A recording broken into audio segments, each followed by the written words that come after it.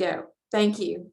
Okay, you guys made it. There's been a lot of information today, so I Yes. promise I won't keep you forever. No, thank you so much for inviting us to be a part of this. Obviously, the Chattanooga Area Food Bank is very near and dear to my heart. And also, Dr. Hefner, thank you for presenting. You guys are actually one of our agency partners, and it's really interesting to hear different perspectives on need, but particularly with food insecurity, it's just a real benefit. So that's awesome. So I'm going to dive right in. Our mission at the food bank is to lead a network of partners in eliminating hunger and promoting better nutrition in our region. So that's a twofer right here. The first part that's really important to us is the leading a network of partners. We recognize we cannot do this alone, and it's really best when each of us are able to focus on the things we really excel at. And so with us being able to focus on the distribution of food, we're really able to partner with a lot of people who have really close relationships with different communities. The second part of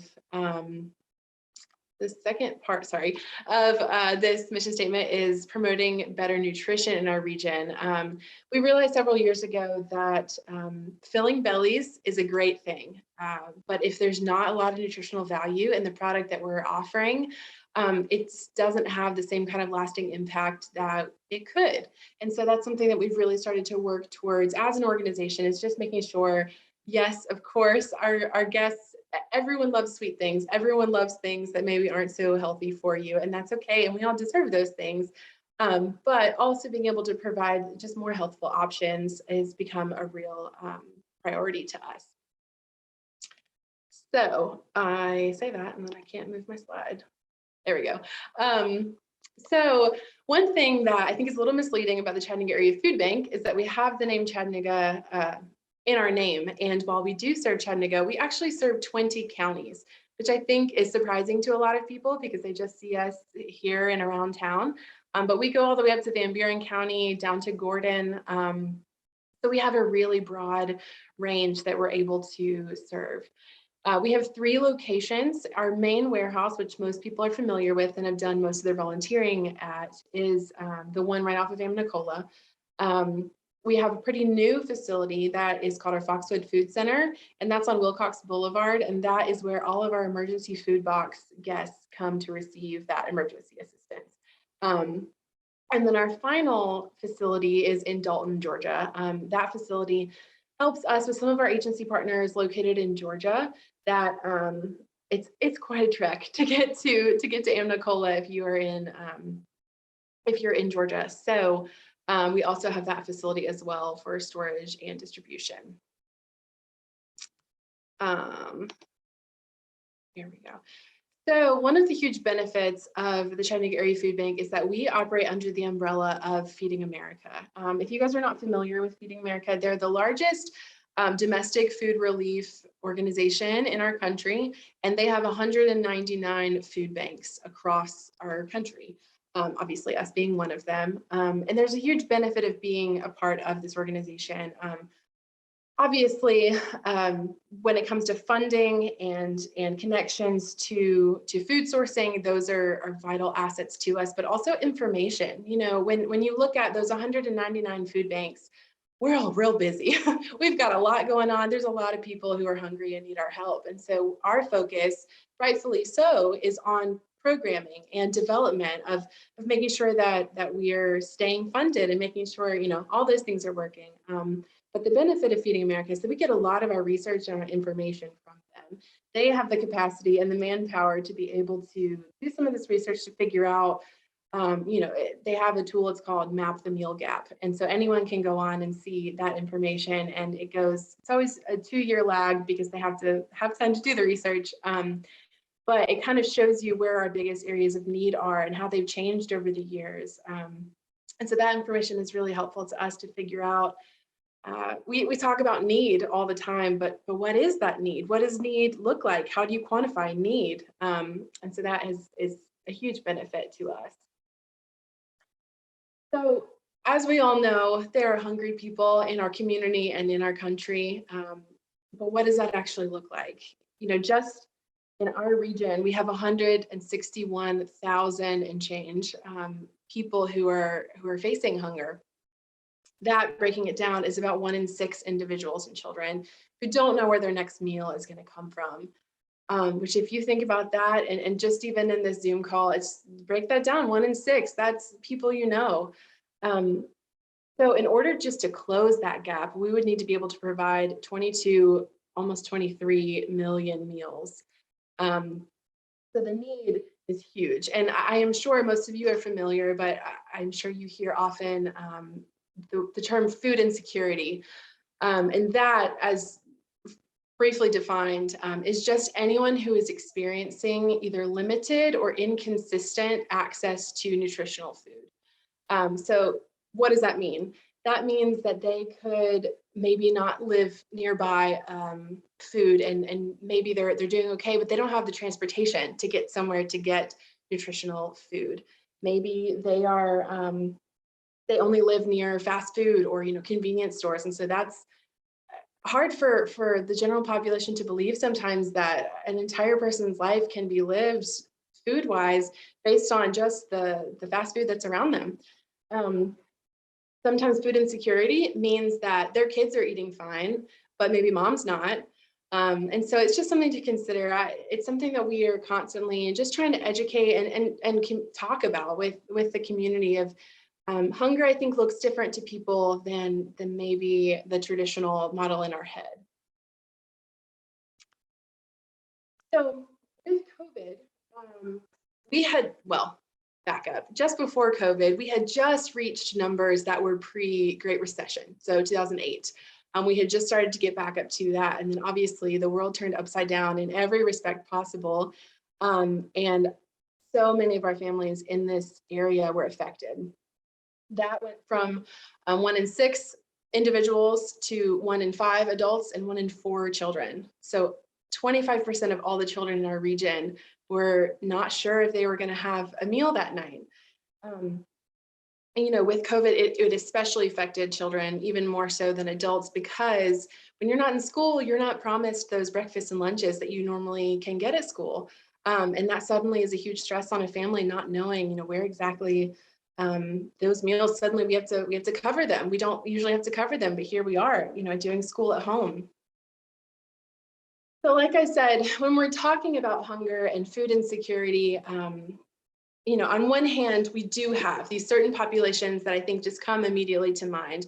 Like Dr. Hefner was talking about, the population of individuals who are experiencing homelessness. That is a really easy one for us to think about. Of course, if someone doesn't have a home, how are they supposed to prepare their meals?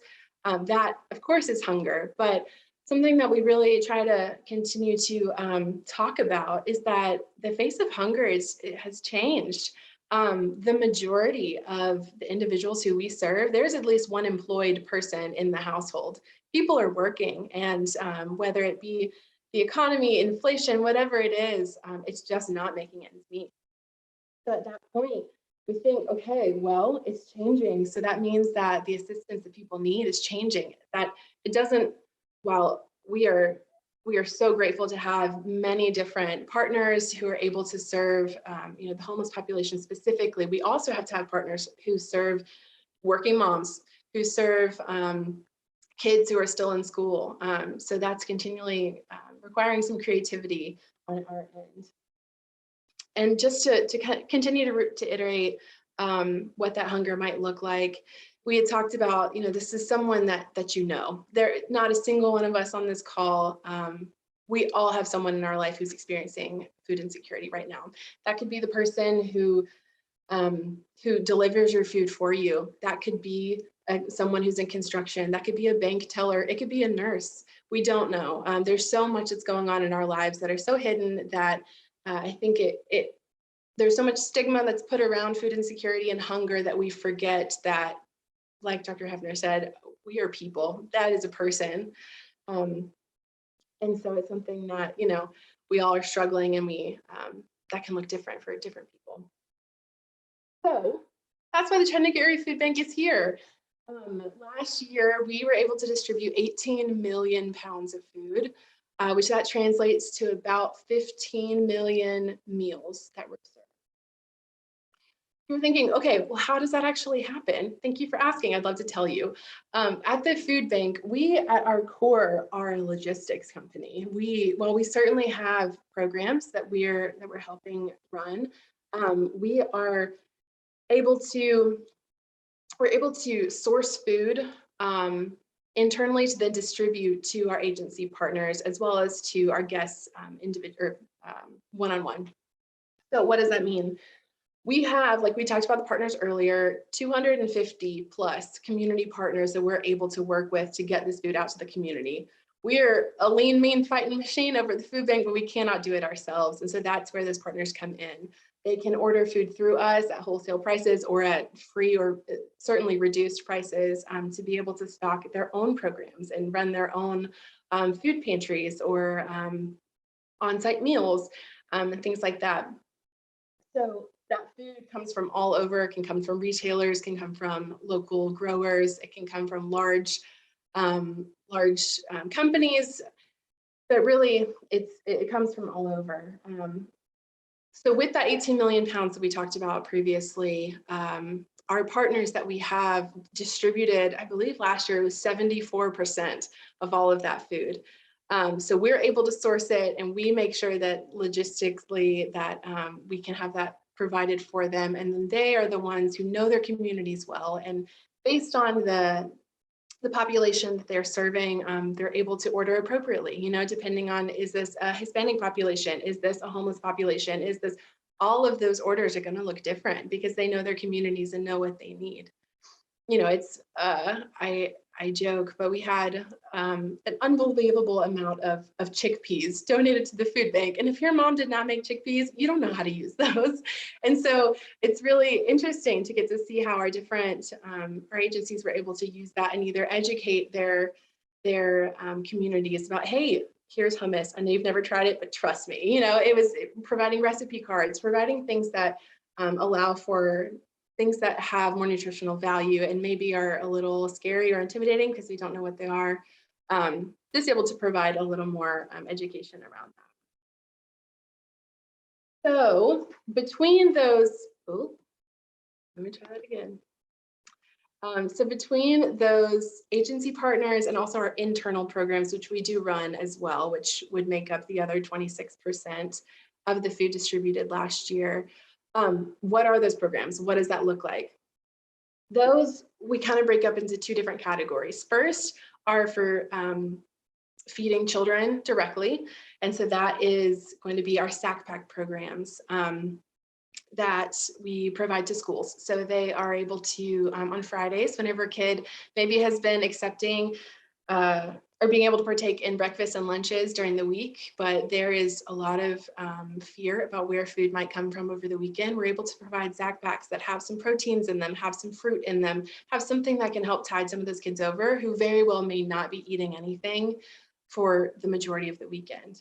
We have in-school pantry programs that allow for a little more meal-focused options for those children and their families. We have our summer bag programs, which is, you know, when you're not in school, you don't have those breakfasts and lunches. And so we offer bags that can provide some meals for several days for some of these families to come and pick up at the schools. So those are the children focused programs. And then we have just community and general focused programs. So our emergency food box program is probably the one that most people have heard of. And that is through United Way's 211 hotline.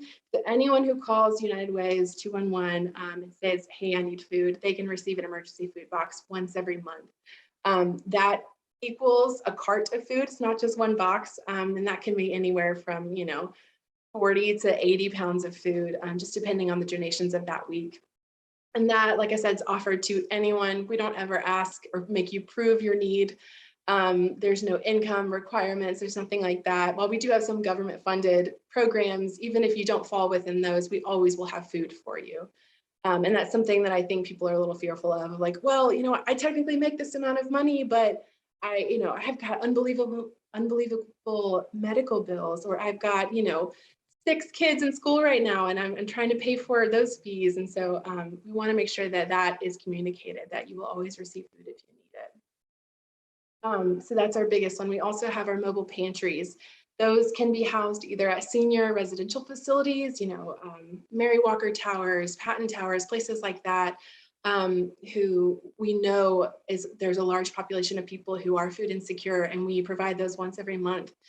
We have school mobile pantries where it's a monthly distribution that I'm trying to think. We have one at Dalewood, I think, a few days ago.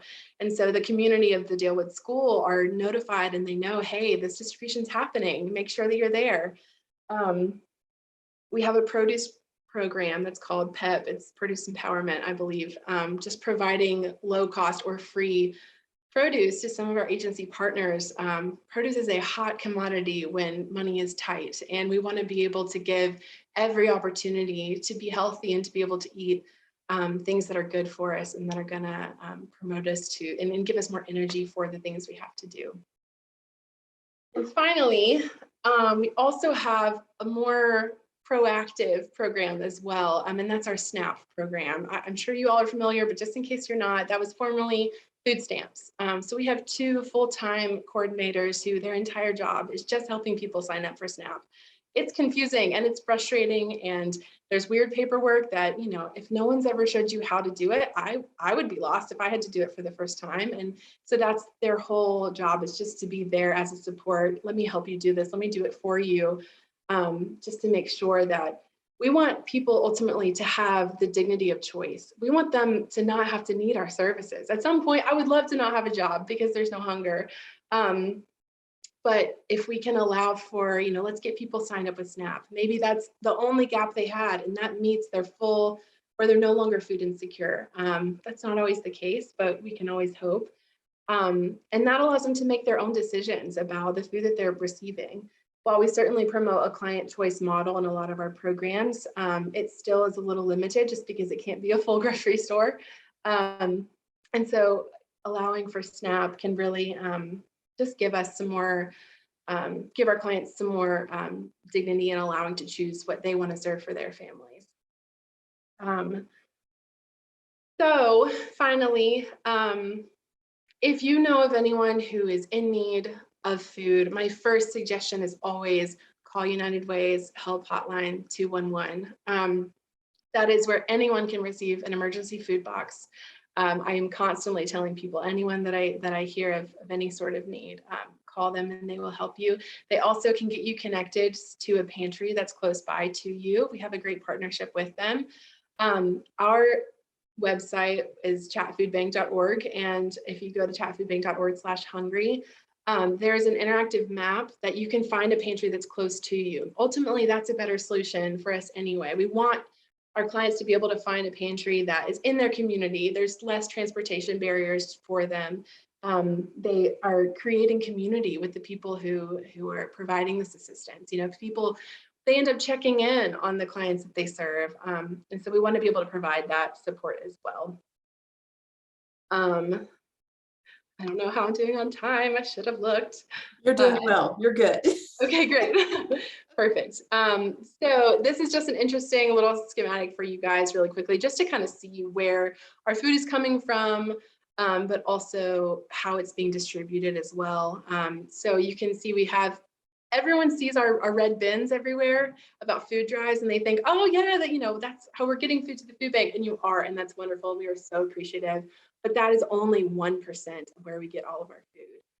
The government programs is that they're referring to USDA or TFAB, or also commodities. It's got a lot of names.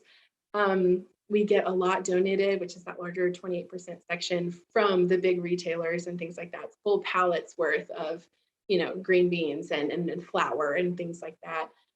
We do have to purchase a decent amount of food, because what you don't get donated, we have to supplement in things that we know our agencies and our guests are going to need. And then rescued, we also have really great partnerships with so many retailers here in town. Walmart's and Publix and Aldi's, and Trader Joe's was the most recent one. And so those are really incredible, because we're able to either go pick it up ourselves with our dedicated drivers, or we can partner our agencies to go and do it because it's close to them and they can have it directly. So anyway, it's just interesting just to kind of see where all of that goes. And finally, as any other nonprofit, we always are in need of volunteers and of support. We have a lot of different volunteer opportunities, whether you want to do it somewhere close to you or at your former school. If there's a mobile pantry nearby, we would love to connect you to that. Our Foxwood Food Center, which is where our emergency food box program happens, we're always in need of volunteers there as well. Like I said, it is 100% a group effort, and we are take the very humble stance that, the more we have in our army, the quicker this battle is won. And so we always are looking for anyone ready to kind of take up that charge with us. If y'all have any questions, please let me know. I know you've heard so much information today, but I so appreciate getting the opportunity just to share a little bit of where we stand and our passion for this as well. Well, and appreciate you being willing to be one. The last one is the hard to be. I've had to be the last before, and that is a hard place to be. So thank you for being our last person. Certainly great information still provided. Quick reminder, if you're still here, please do not leave without taking the survey. It's in the chat. It's also been emailed to you. You do have a couple of questions, so I just want to go back through because we do have a few minutes. So one of the questions was, how many meals can be provided with 18 million pounds of food? Because that just sounds like a lot of food. So how many meals does that end up being? Yeah, so 18 million, I think, or technically 18.1, I think was what we distributed last year. And that ends up being, I believe, 15 million meals. Wow. So Feeding America gave us the information that it's roughly 1.2 meals, 1.2 pounds distributed is roughly a meal. So if you think about things aren't cooked yet, things like that, that ends up being, including packaging, that sort of thing. So that's an interesting one for our agencies too, as they're trying to figure out how many pounds should I be giving this family? It's like, well, let's do some math. How many people are in the household? How long are you hoping this is going to serve them? So yeah. Okay, yeah, because when you said an 80-pound box, 80 pounds worth of food, I'm thinking, Mike, that's a lot of food. Right. A lot of food. Well, and that's something we're also working towards, is looking for more equitable service as well. A household of one versus a household with 7 kids, they need different things. And so that's something we're really having to be creative and figure out just how to better meet that need. Yeah, totally understand that. One, the other question was, and I think you may have touched on this, is the mobile market part of your agency? So there's two things that sound really similar. There are mobile markets and there are mobile pantries. A mobile market is actually a part of the YMCA, and that is produce and different things like that are at a reduced rate, but there is a cost associated. Nothing that's ever received either directly or indirectly from the food bank ever has any cost for the end consumer. So no one ever receiving our product will pay anything. And so that is, mobile pantries are where we go and have a one-day distribution at a school or at a community center and things like that. Okay. Yeah, those are different programs. Okay, good to differentiate. Just to go back to Tina Harris in the Chattanooga Tumor Clinic. She also loaded in chat the comprehensive screening tool. You can download from the website. They give permission for use, and make sure you download version 2 with the scoring guide. So if some of y'all ask, Farron had asked about getting that financial toxicity assessment. So Tina did respond to that one. I think that's got us up to date on most of the other questions from chat. So in general, does anyone else have questions that they want to put in chat, or questions for our panelists of from this afternoon? I know Taylor Bostwick from the Speech and Hearing Center had to step away. I'm not sure if some of our others are still here. I'm trying to read names as well.